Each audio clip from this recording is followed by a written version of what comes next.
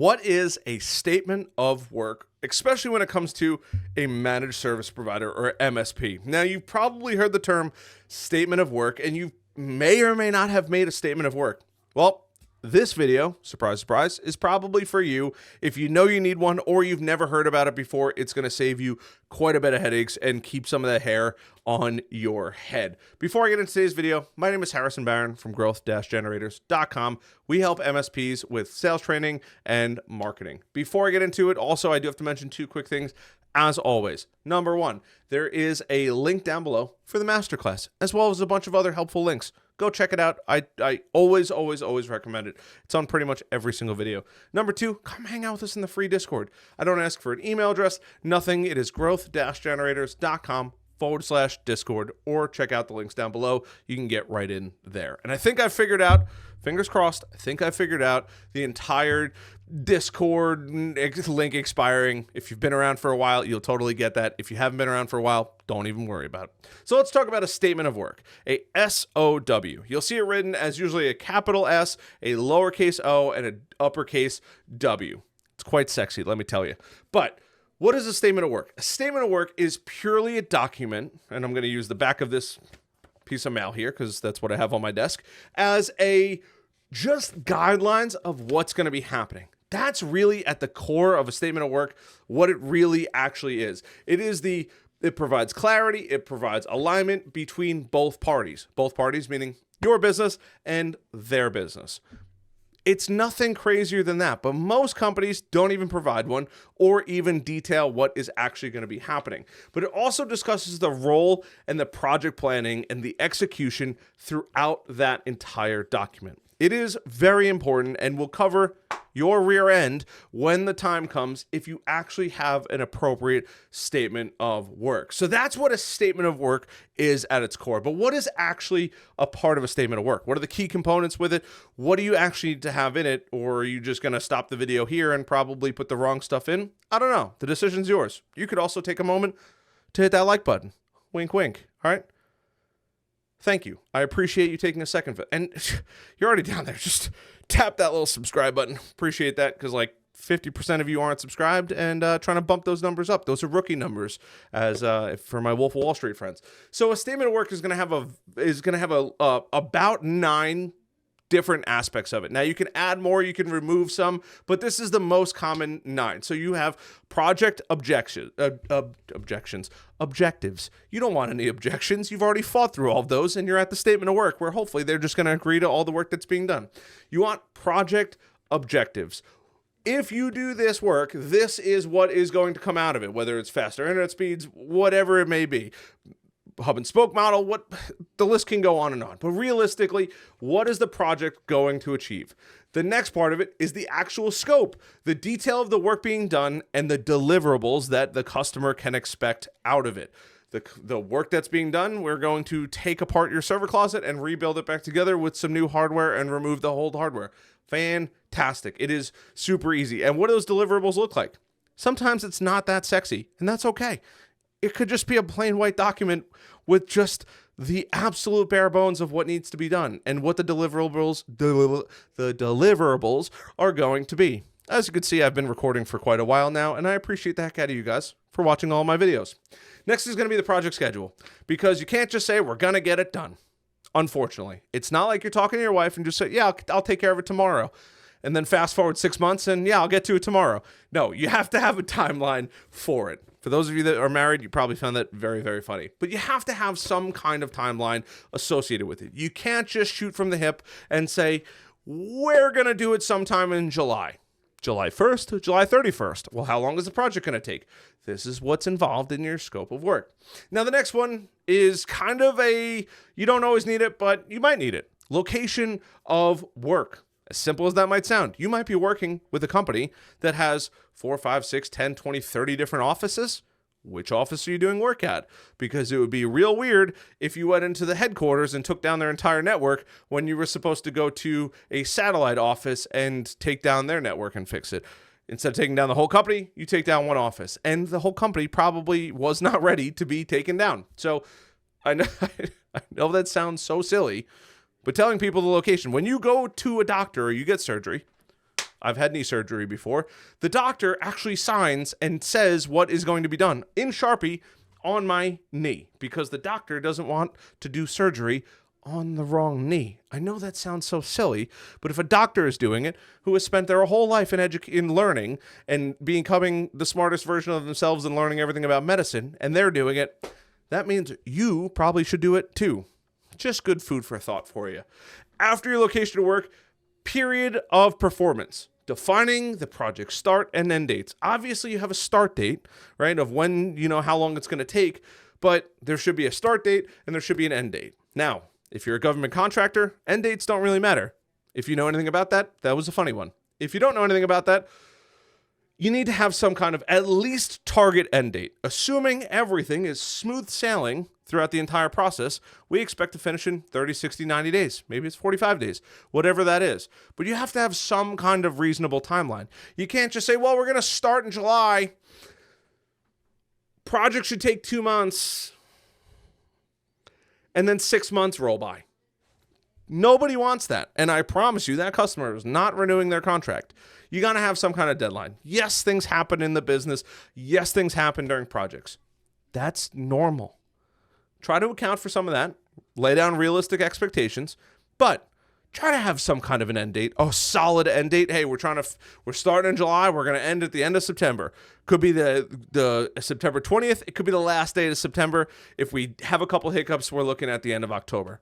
Perfect. Things happen all the time. But don't go out there and just say, yeah, you know what? Things happen. So it hit the back burner. Like that company might actually need you to finish the work so they can do their work.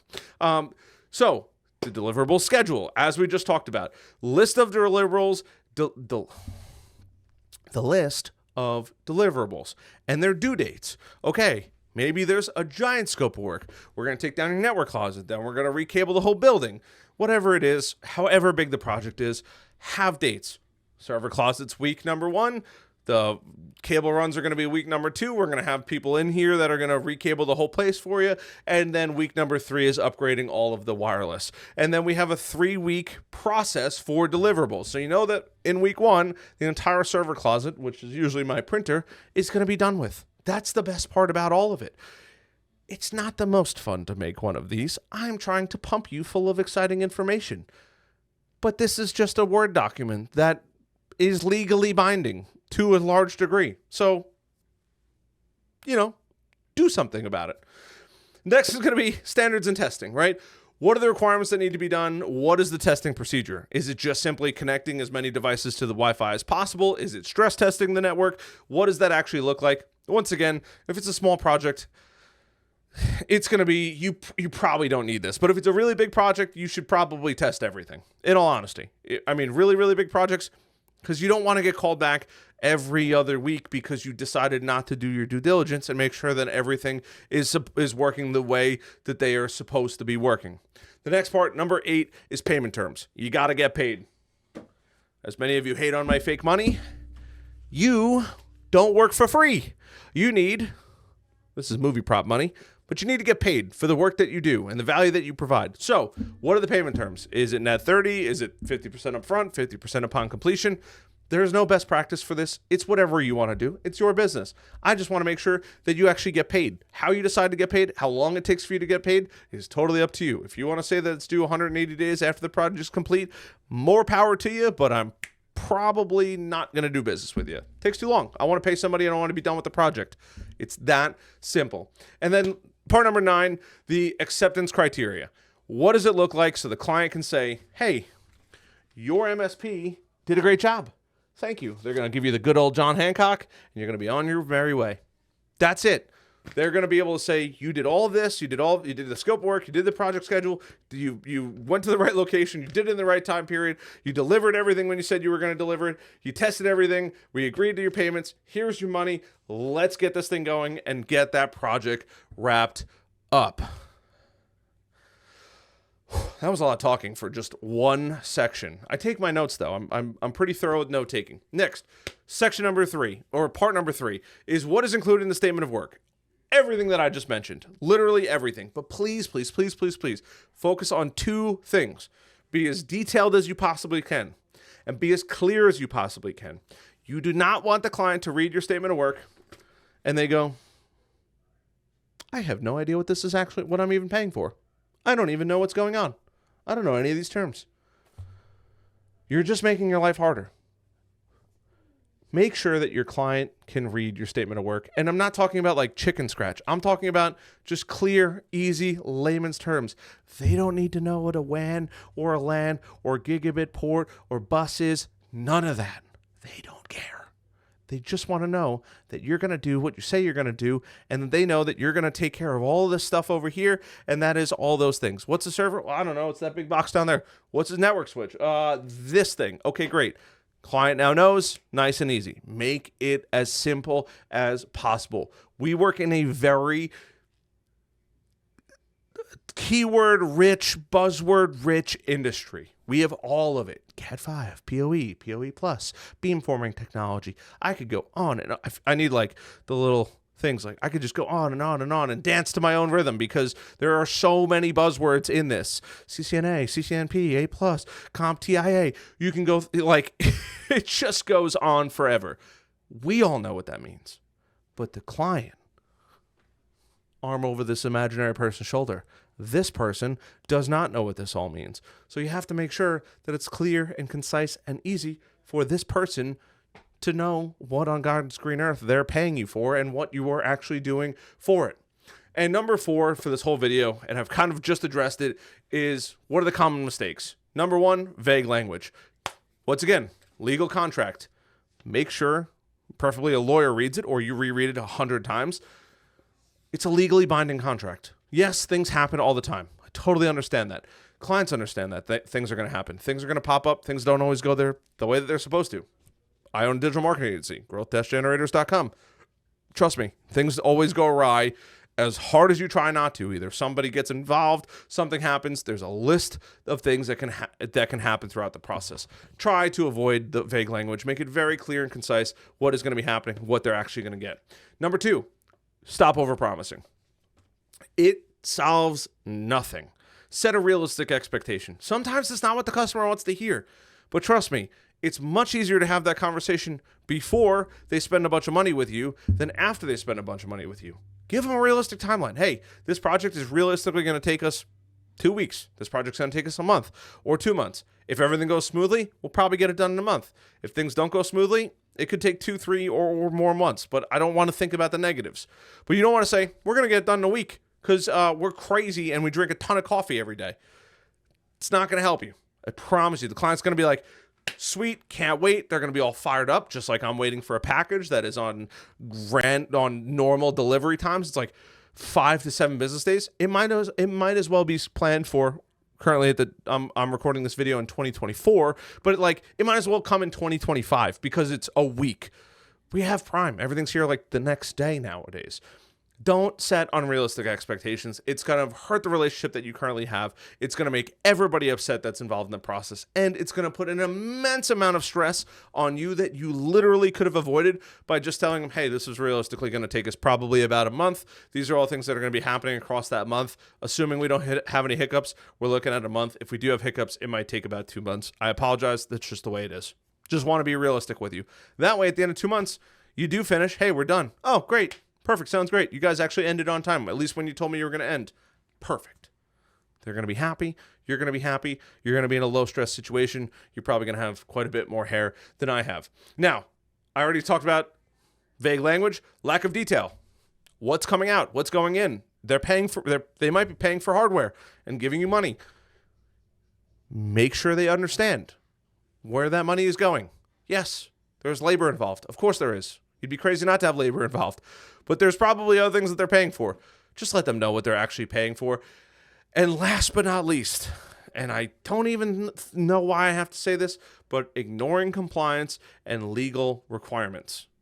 Yes, this is a legal issue that you're doing, the statement of work. But there's a lot more that goes into that. It is extremely important that you make sure that everybody is in HIPAA compliance. If you have to worry about HIPAA, FINRA, the whole 9, do not.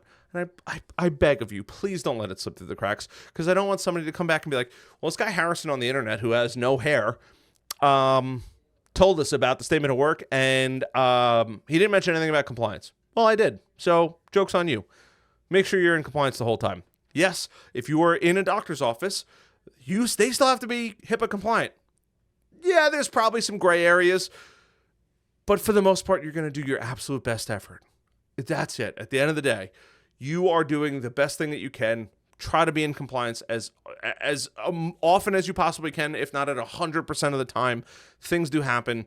It is what it is. I totally get that, but you want to try to strive for 100% in compliance if you have to go through that route. It is the best thing for you. It is the best thing for them and causes no issues, no wakes, and you don't want any of the alphabet agencies coming after you. It's the last thing, I promise you, that you want to deal with. Other than that, I appreciate that kind of you guys. I love you guys. I appreciate you for checking out this video, for hitting that subscribe button, for taking a moment, and I'll wait real quick for you to hit that like button and maybe that notification bell. And if I missed anything, or you have a statement of work and you want me to acknowledge that you have one, leave it in the comments below, because I can't read everybody's statement of work. But secret project coming in the future, you might be able to get a statement of work for easy. Shh, I didn't say nothing. Love you guys. Bye.